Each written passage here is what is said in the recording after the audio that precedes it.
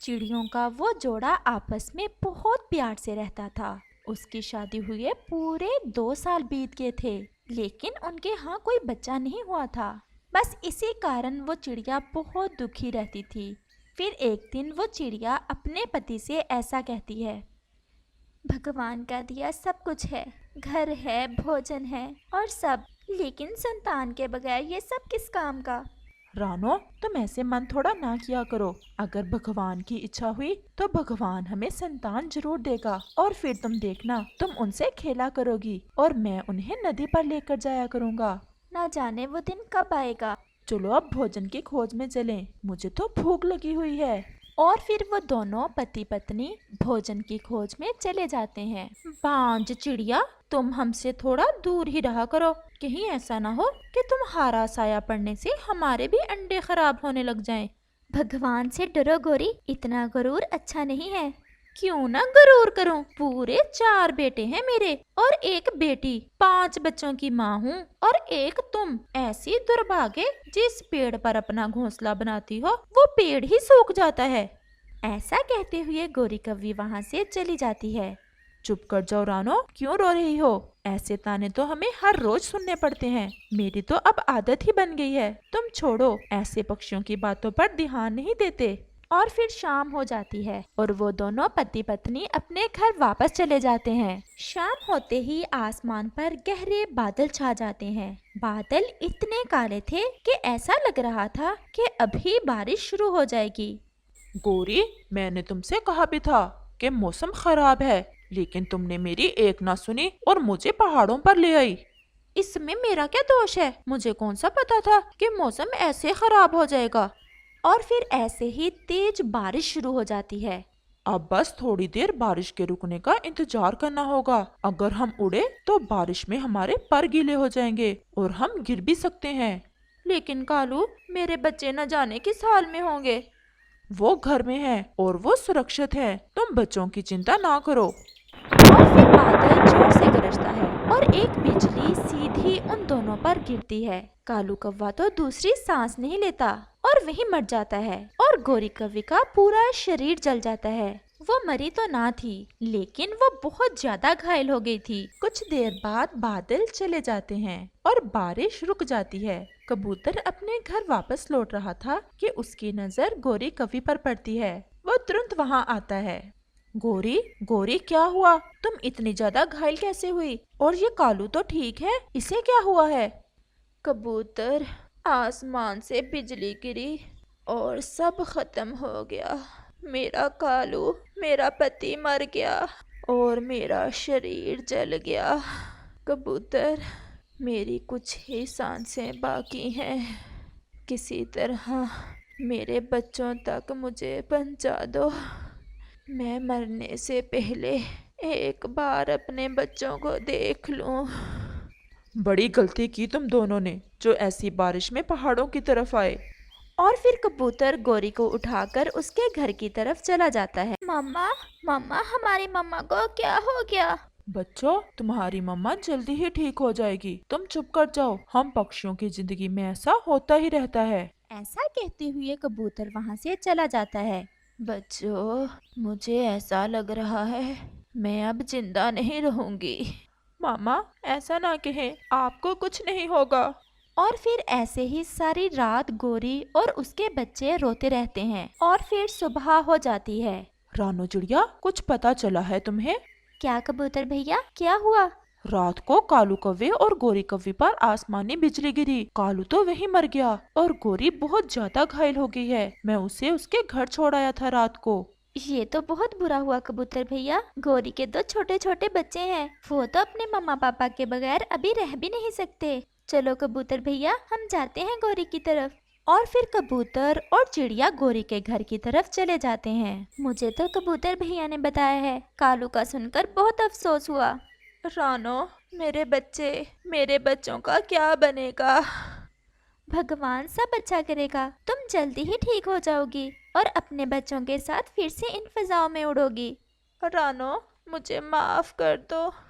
मैंने हमेशा तुमसे लड़ाई की और कभी कोई अच्छा काम नहीं किया। ये सब मुझे मेरे किए की सजा मिली है। और फिर ऐसा कहते हुए गोरी भी मर जाती है और तोता भी वहाँ आ जाता है। अब कैसी है गोरी? गोरी तो मर गई, दोनों ही पति पत्नी मर गए बेचारे। ये तो बहुत बुरा हुआ। मम्मा, मम्मा आप बोल क्यों नहीं रही हो? मम्मा आप बात करो हमसे। रानो, अब इन बच्चों का क्या होगा? इनकी रक्षा कौन करेगा और कौन भोजन लाकर देगा इन्हें? अब हमें ही मिलजुल कर कुछ सोचना होगा इन बच्चों का। मेरा तो घर भी छोटा है और मैं अकेला इन बच्चों को भोजन भी नहीं लाकर दे सकता। मेरी बेटी अभी छोटी है, अगर वो बड़ी होती तो मैं ही ले जाता इन बच्चों को अपने साथ। तुम इन बच्चों की चिंता ना करो, मैं इन्हें अपने घर ले जाती हूँ। मैं पाल लूंगी इन सबको। रानो, क्या तुम्हारा पति मान जाएगा? मेरा पति मेरी हर बात मानता है। बच्चों, तुम में से किस किस को उड़ना आता है? मुझे। अंकल, मैं भी उड़ सकता हूँ। हम सब भाई उड़ सकते हैं, लेकिन हमारी बहन को अभी उड़ना नहीं आता। मैं छोटी को उठा लेता हूँ और इसे तुम्हारे घर तक छोड़ देता हूँ। और फिर वो सब वहाँ से चले जाते हैं। रानो, ये कौवे के बच्चे क्यों ले आई हो घर में? गोरी और कालू कल शाम बिजली गिरने से मर गए हैं और ये भी छोटे हैं, इसलिए मैं इन्हें अपने घर ले आई। बहुत अच्छा किया तुमने। हम इन्हें अपने बच्चों की तरह ही पालेंगे। शायद भगवान ने हमें बच्चे इसलिए नहीं दिए क्योंकि हमें इन बच्चों को पालना था। बहन जी, अब मैं चलता हूँ। और फिर कबूतर वहाँ से चला जाता है। तुम बच्चों के पास ही बैठो, मैं इनके लिए भोजन लेकर आता हूँ। ऐसे ही दिन और रात गुजरते गए और कौवों के वो बच्चे बड़े हो गए। अब वो अच्छे से उड़ सकते थे, भोजन ढूंढ सकते थे और वो सब काम सीख जाते हैं। फिर एक सुबह वो सब एक पेड़ पर बैठे हुए थे कि आसमान पर कौवों का एक झुंड गुजर रहा था। बच्चों, अब तुम्हें जाना होगा। वो सामने तुम्हारी जाति के पक्षियों का झुंड जा रहा है। जाओ और अपने अपने जीवन साथी को ढूंढकर अपनी नई जिंदगी की शुरुआत करो। लेकिन मम्मा, हम आपको छोड़कर नहीं जाएंगे। यही जिंदगी है बच्चों, तुम्हें अब अपने अपने घर बसाना होंगे और तुम्हें अपनी जाति के पक्षियों में जाना होगा। जाओ बच्चों, अपनी मम्मा की बात नहीं मानोगे? और फिर ऐसे वो सब कौवे उस कौवों के झुंड की तरफ उड़ जाते हैं, जिन्हें जाता देखकर रानो चिड़िया की आंखों में आंसू तो थे, लेकिन उसके मन को बहुत शांति थी। प्यारे दोस्तों, क्या आप बता सकते हैं कि गोरी कौवी के कितने बच्चे थे? और अगर आपको ये कहानी अच्छी लगी हो तो हमें कमेंट करके जरूर बताना और इसे अपने दोस्तों के साथ शेयर और चैनल को सब्सक्राइब भी जरूर करना। मेरी बच्ची, आज तुम्हारा पहला दिन है अपने दम पर बाहर जाने का और मैं तुम्हें रोकूंगी नहीं, क्योंकि तुम्हें सीखना होगा खुद पर विश्वास करना।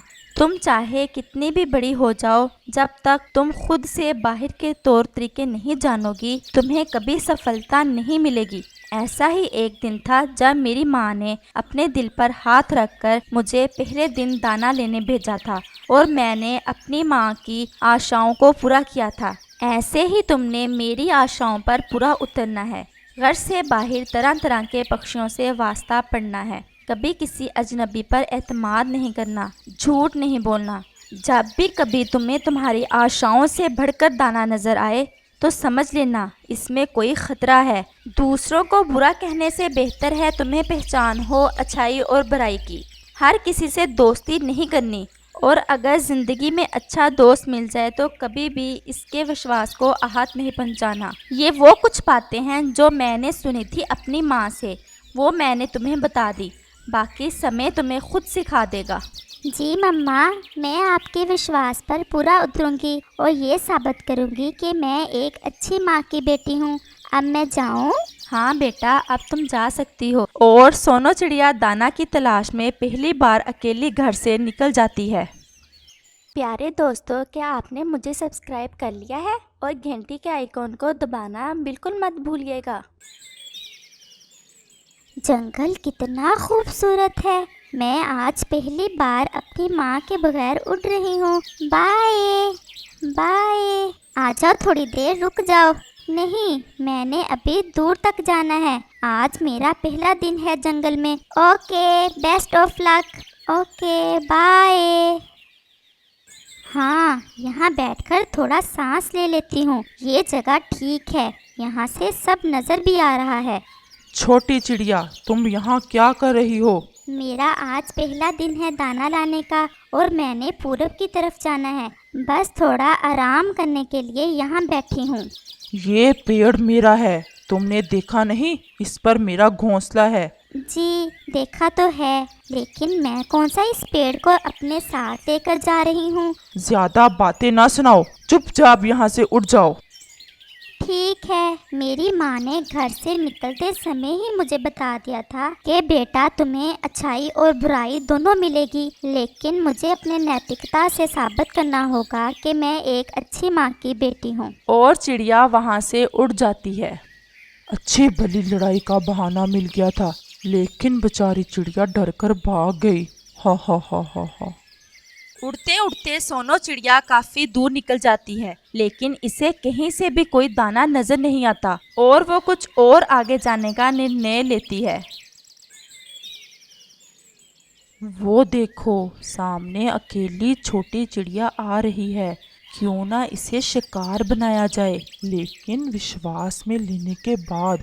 हाँ, वो तो मैं पूरा एक्टर हूँ इस काम में।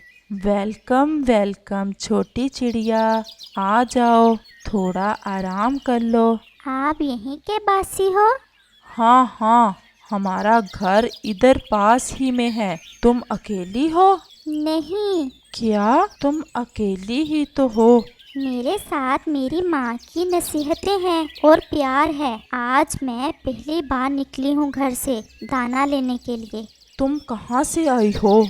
नदी के पास है हमारा घर, जिसमें मैं और मेरी मम्मा रहती हैं। तुम तो काफी दूर निकल आई हो। हाँ, अभी तक कहीं से भी दाना नहीं मिला, इसलिए कुछ ज्यादा ही दूर निकल आई हूँ।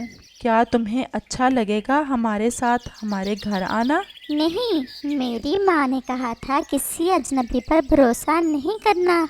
मैं आपके पास बैठी, आपकी बात सुनी, लेकिन मैं किसी भी अजनबी के साथ इसके घर नहीं जा सकती। चिड़िया जो हुई, डरपोक चिड़िया। नहीं, ऐसा नहीं है। तुम मेरे लिए अजनबी हो, इसलिए मैंने ऐसा कहा। नदी के पास जो दो पेड़ हैं एक साथ, इन पर है ना तुम्हारा घर? हाँ हाँ, वही है, लेकिन तुम्हें कैसे पता चला? तुम मुझे पहचानती ही नहीं। तब तुम बहुत छोटी थी जब मैं तुम्हारी मम्मा के यहाँ गया था। तुम्हारी मम्मा हमारे जानने वाली ही है, तुम तो हमारी अपनी ही निकली। अब तो आ जाओ, हमें तुम्हारी फिक्र हो रही है। अगर तुम चाहो तो दाना भी हम तुम्हें दे सकते हैं। लेकिन मुझे खुद से ढूंढना है। यहाँ तक जो आ गई हो तो खुद से ही ढूंढना हुआ ना।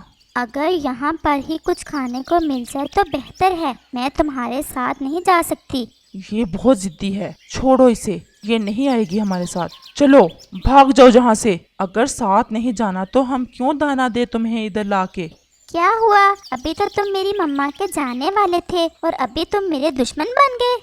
बस तुम जा सकती हो। और सोनो चिड़िया आगे निकल जाती है। क्या हुआ? तुम रो क्यों रहे हो? चिड़िया ने पेड़ पर बैठे तोते से पूछा। हम इस जंगल में नए आए हैं, मेरे साथ मेरा छोटा बेटा भी था। थोड़ी ही पीछे दो उल्लू बैठे हुए थे एक पेड़ पर। उन्होंने कहा वो मेरे मम्मा पापा को जानते हैं और मुझे अपने घर की तरफ ले गए और मेरे बच्चे को कैद कर लिया। मैं तो जैसे जैसे अपनी जान बचाकर उड़ गई। मेरा बच्चा वो मार देंगे, मेरे बच्चे को वो मार देंगे। तुम हौसला करो, लेकिन तुमने इसके घर जाकर बहुत ज्यादा गलती की है। और चिड़िया दिल ही दिल में खुश होती है कि इसने इन उल्लुओं की बात ना मानकर कितना अच्छा निर्णय लिया। तुम कौन हो बेटा और कहाँ जा रही हो? मेरा नाम सोनो है। मैं पहली बार घर से निकली हूँ दाना लेने, लेकिन मुझे अभी तक दाना नहीं मिला। मेरे साथ तो जो हुआ मेरा भाग्य है, लेकिन तुम्हारी मदद करके मुझे बहुत अच्छा लगेगा। मेरे पास कुछ दाने हैं, कुछ फल भी हैं, तुम इन्हें अपने साथ अपने घर ले जाओ। मैं तो यहाँ बैठी हूँ अपने बेटे की आस में कि शायद उन जालिम उल्लुओं को मेरे बेटे पर दया आ जाए और वो उसे छोड़ दें। हम कमज़ोर हैं और वो उल्लू सब इकट्ठे हो जाते हैं। मैं इनका मुकाबला नहीं कर सकती। मुझे बहुत दुख हुआ जो हुआ आपके साथ। उन्होंने मुझे भी रोका था, लेकिन मैंने इनकी बात नहीं मानी, इसलिए मैं यहाँ बैठी हूँ। तुम्हें वापस अपने घर जाना चाहिए। जाओ बेटा अपनी माँ के पास वो परेशान होगी। Thank you aunty. और सोनो चिड़िया तोते से ढेर सारे दाने और फल लेकर वापस चल देती है और वो अपनी खुशी पर काबू नहीं कर पा रही थी और वो बहुत तेज उड़ रही थी। वो जल्दी से अपनी माँ को दिखाना चाहती थी कि कैसे इसने पहले दिन ही इतना सारा दाना हासिल कर लिया। जल्द ही वो अपने घर के करीब आ जाती है। छोटा फूल फिर से इसे मुस्कुराहट देता है, बदले में चिड़िया भी उसे मुस्कुराहट देती है। मम्मा मम्मा मैंने कर लिया, मम्मा मैंने कर लिया। देखो मम्मा, मैंने पहले दिन ही दाना ढूंढ लिया और वो भी ढेर सारा। और चिड़िया अपनी माँ को रास्ते के सारे वाक़ये बताती है कि कैसे इसे फूल ने मुस्कुराहट दी, कौवे ने लड़ाई करना चाही और उल्लुओं ने उसे कैद करना चाहा और फिर एक दुखी तोते ने कैसे सारा अनाज उसे दिया। मम्मा चिड़िया अपनी बेटी से बहुत मुतमईन और खुश हो जाती है और उसे हौसला हो जाता है कि उसकी बेटी अब इस काबिल हो गई है कि अपने लिए अपने घर से बाहर निकल सके। इस कहानी से हमें ये सीख मिलती है कि अपने माता पिता की बातों को हमेशा ज़हन में रखना चाहिए और किसी भी अजनबी का कभी भी विश्वास नहीं करना चाहिए। अगर सोनो चिड़िया उन उल्लुओं की बातों में आ जाती तो कभी भी अपनी माँ के पास वापस जिंदा ना आती।